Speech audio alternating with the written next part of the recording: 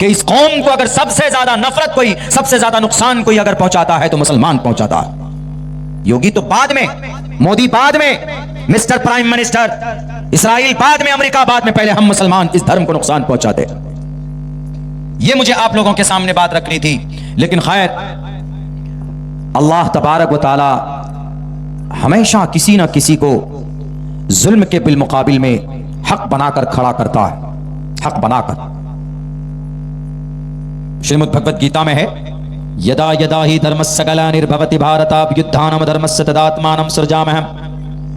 जब जब इस जमीन पर अच्छाई को कोई खत्म करता, जब जब इस जमीन पर कोई मदरसों पर बुलडोजर चलाएगा, जब जब इस जमीन पर कोई मस्जिद 50 साला मस्जिद को तोड़ने की कोशिश करेगा, जब जब कोई इस जमीन पर बहराइच जैसी इलाके में मुसलमानों के घरों पर नोटिस लगाएगा, पड़ोस में सामने हिंदुओं के घर को छोड़ देगा, ये जुल्म है, तब तब ईश्वर परमात्मा सुप्रीम कोर्ट को अवतार बनाकर खड़ा करेगा। आजकल के बादशाह को तो मदद की जरूरत, इसराइल को अगर अमेरिका मदद करना बंद कर दे तो टाए टाए फिश हो जाएगा। अभी इसको आटे और तेल भाव का भाव और कीमत लोगों के सामने पता चल जाएगा। बहरे कैफ हमें उस अल्लाह की जात पर ईमान और आस्था रखना है, तभी जाकर कुछ मसले का हल हो सकता है। नया कानून आता है तो मुसलमान परेशान हो जाता है, कोई नया मसला आया तो मुसलमान डरने लगता है और फौरन जाकर सरेंडर कर जाता है। नहीं, आपकी अल्लाह की जात से कोई बड़ी ताकत दुनिया के अंदर क्या, इस दुनिया के बाद भी कोई ताकत नहीं है। कल क़यामत में भी अगर किसी की ताकत होगी तो अल्लाह ही की ताकत होगी। दुनिया के सारे बादशाह वहां पर होंगे, सारा पीएम और सीएम वहां पर होगा, ये योगी और मोदी भी होगा, अमित शाह भी होगा, सब होगा। अमेरिका का जालिम डोनाल्ड ट्रंप भी होगा, जॉर्ज बुश भी होगा, इसराइल का नेतन्याहू भी होगा और रूस का जालिम हुक्मरान भी होगा, सब होगा। अल्लाह कहेगा लिमनिल मुल्कुल यौम, बता आज किसकी हुकूमत है कल क़यामत में। लिमनिल मुल्कुल यौम, आज कौन है यहां का बादशाह, आज किसके कब्जे कुदरत में बादशाहत है, बता। 17,000 बच्चों के खून को पानियों की तरफ बहाने वाले इसराइल, बता आज किसकी हुकूमत। 17,500 बच्चे शहीद कर दिए गए इसराइल में, किसी की जुबान से आवाज नहीं निकलती है जालिम यहूदी के खिलाफ। डरते हैं दुनिया के हम मुसलमान, हम और आप उनके खिलाफ आवाज बुलंद करने से, कहीं यहूदी हम पर कोई कार्रवाई ना कर दे। उनकी जो सीक्रेट एजेंसी है मोसाद, कहीं उसके घर में घुसकर उसको मार न दे, डरते। इसीलिए मैं कहता हूं कि डरने की, no need to be fear, डरने की जरूरत नहीं है। डरना है तो अल्लाह से डरो, किसी और से नहीं। कल क़यामत में रब पूछेगा कि बता अमेरिका, तुम्हारा सुपर पावर ताकत दुनिया के अंदर तुम चलाते थे, आज किसकी हुकूमत। वहां सब बेबस होगा, लाचार होगा रब के सामने, बताओ किसकी हुकूमत। लिमनिल मुल्कुल यौम, अल्लाह से विराजमान।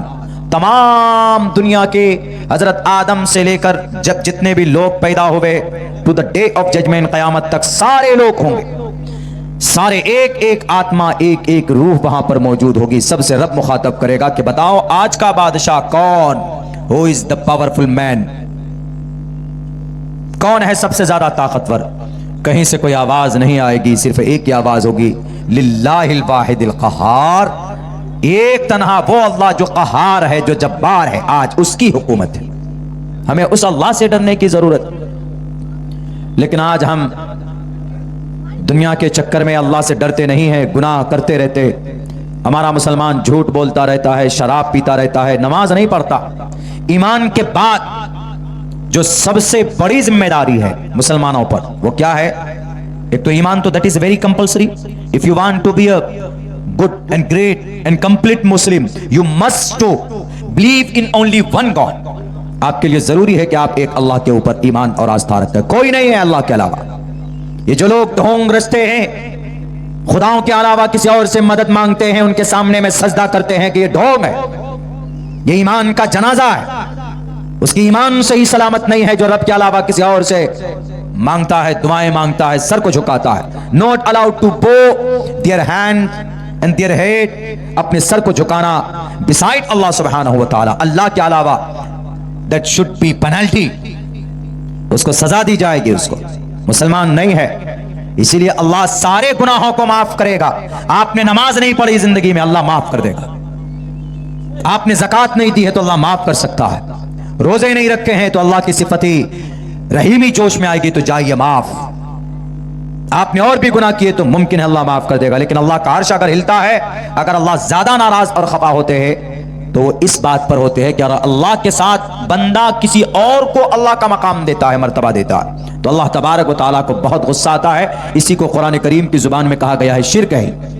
और शिर्क वो है जिसको रब माफ नहीं करता है। अगर आपने सच्चे दिल से तौबा नहीं किया तो अल्लाह इसको माफ नहीं करेगा। इन्नल्लाह ला यगफिरु अन युशरक बिही व यगफिरु मा दून ज़ालिका लिमन यशा। अल्लाह शिर्क को माफ नहीं करता। इसीलिए कई जगह पर कुरान करीम के अंदर ताकीदन कहा कि अल्लाह की जात पर ईमान लाओ। या अय्युहल्लज़ीना आमनू आमिनू, ईमान वालो ईमान को मजबूत करो। उसका मतलब यही, उसका अर्थ यही। बैरकत ईमान लाने के बाद दूसरा काम क्या करना है?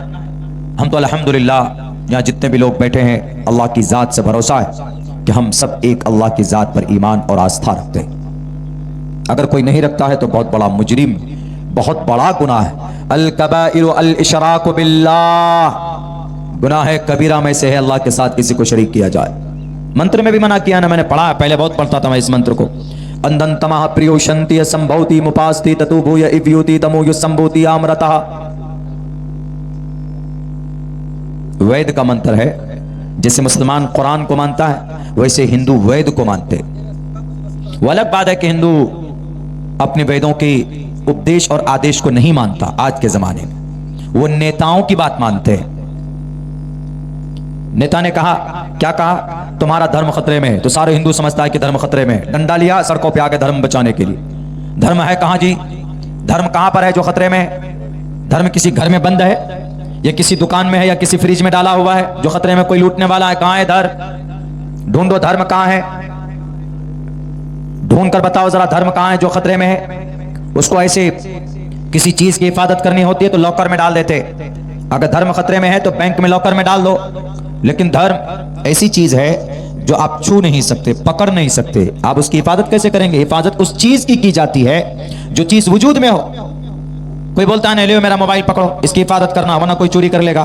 मोबाइल है हाथ में तो आप उसकी हिफाजत कर रहे हैं। लेकिन अगर धर्म की हिफाजत करनी है तो कैसे करेंगे? डंडा लेके करेंगे। ये जितने भी हमारे नौजवान हिंदू भाई आरएसएस और वीएचपी के भटके हुए नौजवान जो नारा लगाते हैं जय श्री राम, भारत माता की जय, ये नहीं बोलते, ये शराब की थैली बोलती जो गटका दिया अंदर में, नेताओं ने पिलाया हुआ है। और शराब की नशा जैसे खत्म होती तो सारे वो खत्म हो जाते, उन नौजवानों के सारे नारे गायब। फिर हफ्ता 10 दिन के बाद में कहीं पर देखो कि कहीं इलेक्शन है, वहां नौजवानों को इकट्ठा किया, 100-100 रुपए दिए, 200-200 रुपए दिए, 500 रुपए दिए, लो जी शराब की थैलियां दे दो। उसके बाद नारा लगाओ, फिर शराब की थैलियां पी करके फिर नौजवान भारत माता की जय, हिंदू धर्म खतरे में है, हिंदू धर्म को बचाओ। अरे धर्म है कहां? दिखाओ। धर्म का मतलब संविधान, धर्म का मतलब एक कानून, धर्म का मतलब ईश्वर का फरमान, धर्म का मतलब परमात्मा की का उपदेश, धर्म का मतलब शरीयत इस्लाम में, धर्म का मतलब कुरान और सुन्नत, धर्म का मतलब नेक अमल। और धर्म की हिफाजत तीर तलवार से नहीं होती, धर्म की हिफाजत अमल, धर्म पर अमल कर कर धर्म की हिफाजत होती। जैसे आपको नमाज की हिफाजत करनी तो आप क्या करेंगे? मौलाना अब्दुल्ला साहब की तकरीर सुनी, मौलाना सौराब साहब या मौलाना अब्दुल शकूर साहब की तकरीर सुनने के बाद इन्होंने तकरीर की, मुसलमानों अपने मजहब इस्लाम की हिफाजत करो, तो आप कल से क्या तलवार लेकर वहां सड़क पे खड़े हो जाएंगे, कहेंगे कि धर्म इधर से भागेगा तो हम हिफाजत करेंगे? धर्म की हिफाजत करनी है तो धर्म पर अमल करना होगा। नमाज की हिफाजत करनी, नमाज हमारा धर्म है, नमाज ऑर्डर है, शरीयत है। नमाज की हमें हिफाजत करनी है तो हमें नमाज पढ़ना पड़ेगा, तब नमाज की हिफाजत होगी।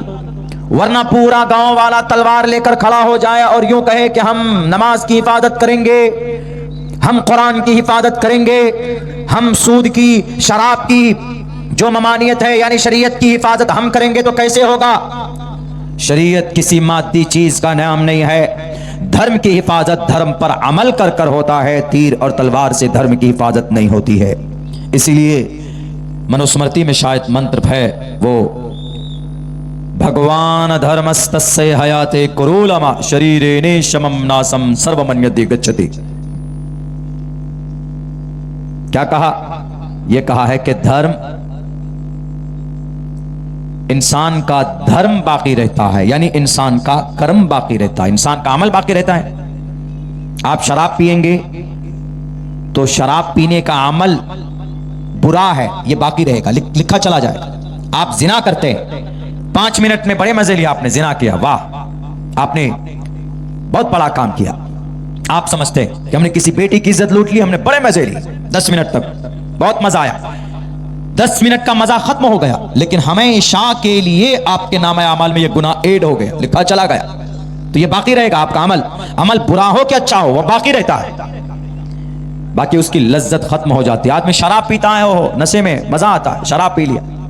आजकल कोई ड्राइवर बिना शराब के ड्राइवरी भी नहीं करता है। ट्रक ड्राइवर जितने भी होते हैं, रात को देखे आप सड़कों पे ट्रक लेकर कैसे डांस करता है, कभी इधर जा रहा है कभी उधर जा रहा है, एकदम बिना शराब पिए ट्रक ड्राइवर। तकरीबन मैं समझता हूं कि 70-75% ट्रक ड्राइवर, बस ड्राइवर लोग शराब पीते हैं हमारे हिंदुस्तान के अंदर, खुसूसन हमारे बिहार के अंदर। वो अलग बात है कि शराब पर पाबंदी है, लेकिन होम डिलीवरी चालू है, होम डिलीवरी शराब मिलती है बिहार के अंदर, बड़े बड़े शहरों के अंदर। तो आदमी का अमल बुरा हो कि गलत हो, वो बाकी रहता है। इसीलिए इस मंत्र में बड़ी अच्छी बात कही गई है मेरे मुखातब हिंदू भाइयों के लिए। यह पैगाम, भगवान धर्मस्तस्य हयाते कुरूलमा शरीरेणे शमम नासम सर्वमन्यते गच्छति।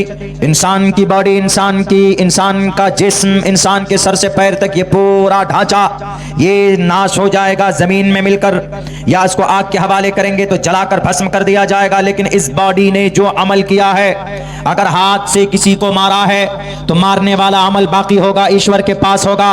अगर आपने कुर्सी में बैठकर बुलडोजर चलाया है मदरसों पर, तो आपका बुलडोजर चलाने का ये गलत काम आपको कल क़यामत में नजरों के सामने होगा। ये मैं नहीं कह रहा हूं, अल्लाह का कुरान भी कहता है, मा इंदकुम यनफदु व मा इंदल्लाहि बाक़,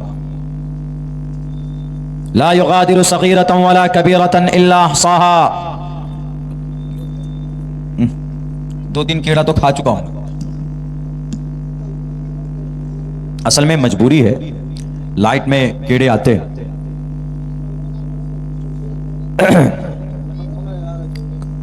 अब बताइए, इसीलिए जरूरी है आज के इस पुरफितन दौर में मुसलमानों अपने अमल को सुधारो, अल्लाह की ज़ात पर ईमान को मजबूत रखो, जहां जहां पर जुल्म होता है उसके खिलाफ आवाज बुलंद करो।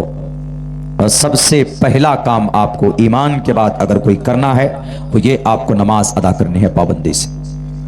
नमाज पर कोई पाबंदी मोदी योगी की तरफ से नहीं है, लेकिन हमारा मुसलमान नमाज नहीं पढ़ता।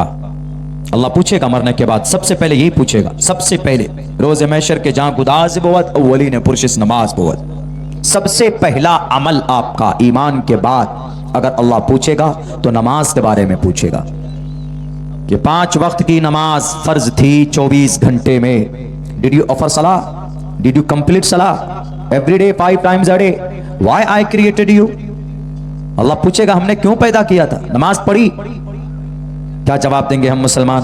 आज जो मुसलमान बुज़दिल है वो इस वजह से कि मुसलमान का अल्लाह से रिश्ता टूट चुका है।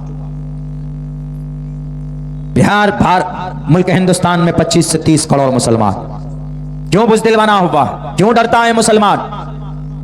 क्यों? इसलिए कि मुसलमान का ईमान कमजोर। वरना अल्लाह ने कुरान में कहा है कि मोमिन वो होता है जो कभी डरता नहीं है। क्या करेगा? जेल में डालेगा हक बात बोलने पर, नमाज पढ़ने पर। या आप नमाज पढ़ेंगे तो क्या नमाज पढ़ने पर किसी को जेल हुई है? क्या रोजा रखने पर किसी को जेल में डाला गया है? क्या शराब से दूर रहने पर किसी को जेल में डाला गया? क्या झूठ न बोलने पर किसी को जेल में डाला गया? नहीं। तो फिर क्या वजह है कि हम बुराई से नहीं बचते, पाबंदी से नमाज नहीं पढ़ते? अल्लाह के नबी अलैहि सलाम ने फरमाया, मुसलमानों, मन तरक अस्सलात मुतअम्मिदन फक़द कफ़र। 2 बड़े आलिम दीन इमाम अहमद इब्न हंबल रहमतुल्लाहि अलैह, इसहाक बिन राहवे रहमतुल्लाहि अलैह, ये इस हदीस का क्या तर्जमा करते हैं पता है? मन तरक अस्सलात, जो मुसलमान जानबूझकर नमाज को छोड़ता है, मुतअम्मिदन, जानबूझकर। अजान हो गई है, कोई काम नहीं है, तब भी बैठा है, छोड़ दिया, क्या नमाज वही, अजान नहीं पढ़ेंगे, चलो अभी उम्र नहीं है, अभी 20 साल की उम्र हुई है, 15 साल का हूं मैं, अभी 22 साल का हूं, 25 साल का हूं, चलो अभी तो पूरी जिंदगी पड़ी है, यही समझकर छोड़ देते, जानबूझकर, मुतअम्मिदन, कॉन्शियसली, जानबूझकर मुसलमान नमाज छोड़ता है कोई मुसलमान, फकद कफर। तो ये दो आलिम दीन जिनका नाम मैंने लिया, बहुत बड़े शेख हैं, बहुत बड़े फकीह हैं, बहुत बड़े मुहद्दिस हैं अपने जमाने के। ये पता है क्या तर्जमा करते हैं? इसका मतलब है, वो कहते हैं कि जो मुसलमान जानबूझकर नमाज को छोड़ता है वो काफिर हो जाता है। ये दोनों उलमा ने ये तहकीक की, ये तर्जमा बताया। लेकिन और उनके अलावा जितने भी फुक़हा किराम हैं, हज़रात मुहद्दिसीन है, बड़े बड़े शेख हैं, उन्होंने कहा कि नहीं, वो आदमी काफिर तो नहीं होता, बल्कि उन्होंने इसका तर्जमा ये बताया है कि वो काफिरों वाला अमल किया है। काफिर तो नहीं हुआ, अलबत्ता काफिरों वाला अमल किया। लेकिन पहले जो उन्होंने कहा कि काफिर हो गया, ये भी तो तर्जमा हो सकता, मतलब हो सकता। अगर यही मतलब, यही मंशा अल्लाह के नबी की है कि काफिर हो गया, तो बताइए हम में से कौन मुसलमान है जो गांव के अंदर में मेरे ख्याल से 5%, 10% नौजवान नमाज पढ़ते, ज्यादा ज्यादा 15% टोटल मुसलमान नमाज पढ़ते हैं, बाकी 85% मुसलमान तो गायब। फजर की नमाज में मस्जिद में कोई नहीं है, बस इमाम साहब नमाज पढ़ाते, बाकी हम लोग रात को गोश्त, मांस, मछली खाकर गधे की तरह सोते रहते। अल्लाह ने क्यों पैदा किया? वमा खलक़तुल जिन्ना वल इंसा इल्ला लियअबुदून। अल्लाह ने आपको पैदा किया है, आपको पानी के कतरे से पैदा किया। पानी का कतरा है ना, मनी का स्पर्म, मनी का जो कतरा है पानी, उसी कतरे से आपको अल्लाह ने पैदा किया और खूबसूरत इंसान बनाया। किस लिए? आप अल्लाह की इबादत करो। अल्लाह की इबादत में सबसे पहला नंबर अगर किसी अमल का है तो नमाज का है, सबसे पहला नंबर। कितने मुसलमान हैं जो जानबूझकर नमाज छोड़ता है? क्या मोदी जी ने कोई कानून लाया कि अगर मुसलमान नमाज पढ़ेगा तो केस बुक करो, मुसलमान फजर की नमाज में जागेगा तो उनको जेल में डालो? नहीं है। नमाज न पढ़ने की वजह से अल्लाह ने इन जालिमों को मुसल्लत किया है आप पे, इसीलिए आपको जेल में डाला जा रहा, आपके उलमा को भी और आपके मदरसों को भी। अभी उत्तर प्रदेश में पता है, देखिए ये तो हमेशा कोशिश करते हैं मुसलमानों की शरीयत को, मुसलमानों के मदरसों को, इनकी मस्जिद को खत्म करने की कोशिशें कर रहे हैं, लेकिन हमारा अमल गंदा, हमारे मुसलमानों की बदअमली की वजह से अल्लाह जालिम बादशाह को मुसल्लत किया हुआ है। अभी सुप्रीम कोर्ट का क्या फैसला आया उत्तर प्रदेश के मदरसों के बारे में? मुझे पूरा जजमेंट आपको नहीं सुनाना, सिर्फ जो असल मकसद है वो मुझे वो जो बात बतानी है उस पूरे जजमेंट पे। अभी 2-3 महीना पहले उत्तर प्रदेश के हाई कोर्ट ने यह ऑर्डर दिया था कि मदरसा एक्ट, उत्तर प्रदेश का जो मदरसा एक्ट है, मदरसा एक्ट, वो असंवैधानिक है, गैर कानूनी है। उन्होंने ये हाई कोर्ट ने, डिस्ट्रिक्ट कोर्ट ने नहीं, हाई कोर्ट ने, यानी सुप्रीम कोर्ट के बाद, सुप्रीम कोर्ट तो सबसे बड़ा, उससे थोड़ा नीचे हाई कोर्ट होता है। हाई कोर्ट किसी भी स्टेट का बड़ा कोर्ट होता है, बड़ी अदलिया होती है। उन्होंने ये स्टेटमेंट दिया, उन्होंने कहा कि मदरसा एक्ट असंवैधानिक है, यहां कुरान पढ़ाया जाता है, यहां पर हदीस पढ़ाई जाती है, यहां पर डॉक्टर, इंजीनियर, पायलट नहीं बनाए जाते, इसीलिए ये मदरसा एक्ट असंवैधानिक है, इसको बैन कर दिया जाए। लेकिन गनीमत है कि अभी 3 दिन पहले सुप्रीम कोर्ट, जो हमारे भारत का सबसे बड़ा न्यायपालिका है, सबसे बड़ी अदलिया है, सबसे बड़ी अदालत, वहां के चीफ जस्टिस, जो अभी शायद गालिबन 12 तारीख को वो रिटायर होने वाले हैं, चीफ जस्टिस, उन्होंने कहा कि मदरसा एक्ट असंवैधानिक नहीं है, मदरसा एक्ट संवैधानिक है। और उत्तर प्रदेश में जितने भी मदरसे हैं, किसी मदरसे को कोई ताला नहीं लगा सकता, मदरसा चलता रहेगा। कितने मदरसे उत्तर प्रदेश में? 23,000, उनमें से 16,000 मदरसे रजिस्टर्ड है, रजिस्ट्रेशन मिला हुआ है, यानी गवर्नमेंट की नजर में, उनकी लिस्ट में। और तकरीबन इन 23,500 मदरसों में पढ़ने वाले बच्चे कितने हैं? तकरीबन 17 लाख बच्चे पढ़ने वाले। उनमें से 560 मदरसा बोर्ड का, यानी सरकार उसको फंड करती है, जैसे हमारे बिहार में है बोर्ड का मदरसा जिसको बोलते हैं। बाकी 4,000 मदरसों की वेरिफिकेशन होना बाकी है, उसको भी वो लोग फंड कर सकते हैं। लेकिन उत्तर प्रदेश के लाल बुझक्कर साहब ने कहा, पिछले कई महीनों से सैलरी नहीं दी थी उन बेचारों को, 2.5-3 साल से तनख्वाह नहीं दी थी। उन्होंने कहा कि 560 मदरसों को हम क्यों पैसा देंगे, बंद करो इन मदरसों को। इसीलिए लोगों को खड़ा किया। पता है कोई केस ऐसे चालू नहीं होता है, बल्कि या तो उसके केस को करने वाला होता है, या पुलिस अपनी तरफ से करती है, या कोर्ट की तरफ से भी सुओ मोटो लिया जाता। लेकिन यहां पर मदरसा एक्ट को खत्म करने के लिए जिन लोगों ने केस किया है, वो कौन लोग हैं पता है आपको? नहीं मालूम है? वो 5 आदमी हैं, 5। 5 आदमियों में से 4 आदमी, आप क्या कहेंगे कि योगी सरकार ने शायद केस करवाया है, कोई हिंदू होगा केस करने वाला। 5 आदमी है मदरसा एक्ट के खिलाफ हाई कोर्ट में याचिका दाखिल करने वाला। उन 5 आदमियों में से 4 आदमी मुसलमान है जो मदरसा एक्ट के खिलाफ मदरसा एक्ट को बंद करना चाहता था। बताइए, जो मदरसों को खत्म करना चाहता था, कौन? मुसलमान। मुझे बड़ी ताज्जुब है। हमने सोचा कि NCPCR की तरफ से होगा, चाइल्ड प्रोटेक्शन कमीशन की तरफ से होगा, लेकिन नहीं, उन्होंने मुतालबा किया था। लेकिन उनमें से 5 आदमी ने हाई कोर्ट में याचिका दाखिल की कि उत्तर प्रदेश में जितने भी मदरसे हैं, मदरसा एक्ट है सन 2004 के अंदर जो मुलायम सरकार ने इसको लाया था और बाज़ाब्ता उसका कानूनी एक ढांचा बना था, उसको खत्म किया जाए। हम तो आज तक यही सोचते थे कि शायद योगी जी के लोग खड़े होंगे, कोई शंकर खड़ा होगा, कहीं से कोई यादव खड़ा होगा, कहीं से कोई विजय खड़ा होगा, कहीं से कोई शिव कुमार खड़ा होकर के याचिका दाखिल की होगी कि मदरसों को बंद करो। इन मदरसों में कुरान की तालीम होती है, इन मदरसों में अहादीस का दर्स दिया जाता है, इन मदरसों में नबी के बारे में बतलाया जाता है, कुरान की तफसीर पढ़ाई जाती है। हमने यही सोचा था, लेकिन नहीं, जब हमने देखा कि याचिका करता दरखास्त देने वाला मुसलमान है, तो उस वक्त यकीनन बहुत ज्यादा ताज्जुब हुआ कि इस कौम को अगर सबसे ज्यादा नफरत कोई, सबसे ज्यादा नुकसान कोई अगर पहुंचाता है तो मुसलमान पहुंचाता है। योगी तो बाद में, मोदी बाद में, मिस्टर प्राइम मिनिस्टर, इसराइल बाद में, अमेरिका बाद में, पहले हम मुसलमान इस धर्म को नुकसान पहुंचाते। ये मुझे आप लोगों के सामने बात रखनी थी। लेकिन खैर, अल्लाह तबारक व तआला हमेशा किसी ना किसी को जुल्म के बिलमुकाबिल में हक बनाकर खड़ा करता है, हक बनाकर। श्रीमद् भगवद गीता में है, यदा यदा ही धर्मस्य ग्लानिर्भवति भारताभ्युत्थानं धर्मस्य तदात्मानं सृजाम्यहम्। जब जब इस जमीन पर अच्छाई को कोई खत्म करता, जब जब इस जमीन पर कोई मदरसों पर बुलडोजर चलाएगा, जब जब इस जमीन पर कोई मस्जिद 50 साला मस्जिद को तोड़ने की कोशिश करेगा, जब जब कोई इस जमीन पर बहराइच जैसी इलाके में मुसलमानों के घरों पर नोटिस लगाएगा, पड़ोस में सामने हिंदुओं के घर को छोड़ देगा, ये जुल्म है, तब तब ईश्वर परमात्मा सुप्रीम कोर्ट को अवतार बनाकर खड़ा करेगा। यदा यदा है धर्मस्य ग्लानिर्भवति भारता। बहराइच में 23 मुसलमानों के घर पर नोटिस लगा दिया गया कि इन मदरसों को बुलडोजर से तोड़ दिया जाए, इन घरों को। बाज़ाब्ता 18-20 बुलडोजर आ गए, घर के सामने खड़े हो गए तोड़ने के लिए, लेकिन फौरन हाई कोर्ट का ऑर्डर आता है और कहता है कि नहीं तोड़ा जाएगा। PWD वाले वो आते हैं, कहते हैं कि 60 फुट जमीन सड़क की है, सड़क की जमीन पर घर बना है। हाई कोर्ट ने कहा कि लाओ प्रूफ, तुम्हारे पास अगर प्रूफ है तो कागज दिखाओ। नहीं दिखा सका, और फिर हाई कोर्ट ने कहा कि वापस लेकर जाओ बुलडोजर, वरना तुम्हारे पेट में सारे बुलडोजर को घुसा देंगे। वापस हुआ।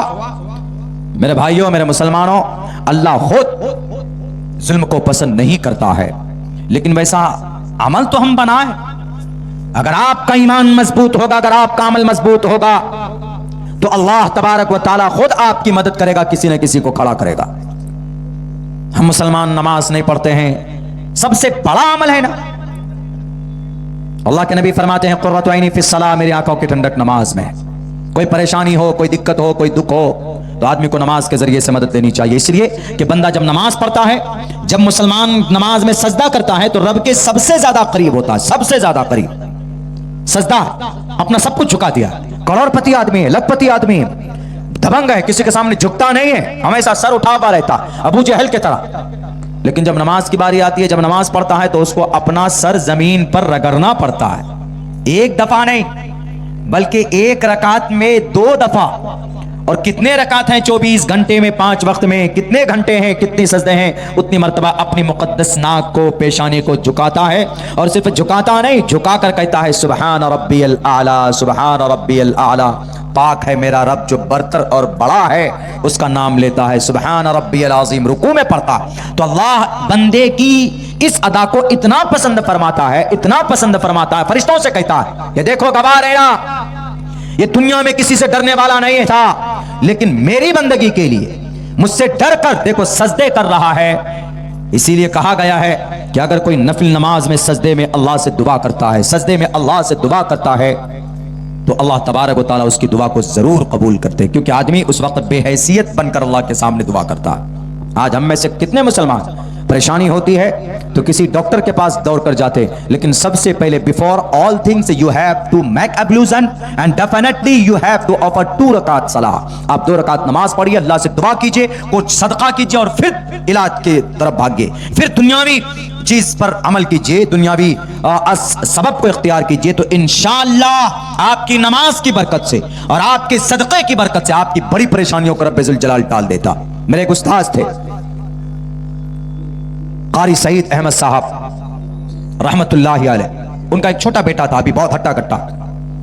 वो कहते हैं ना, लौ अक़सम बिल्लाहि ला बर्रहुल्लाह, अल्लाह के कुछ बंदे ऐसे होते हैं इस जमीन पर कि जब वो कसम खा लेता है ना अल्लाह की जात पर कि अल्लाह को ये काम करना पड़ेगा, तो चूंकि वो अल्लाह का इतना करीब होता है, अल्लाह से रिश्ता इतना मजबूत होता है कि अल्लाह कहता है कि भाई ये मेरे बंदे ने कसम खाया, मेरा नेक बंदा, मैं इसको नाराज नहीं करूंगा, अल्लाह जरूर उसकी कसम को पूरी करता।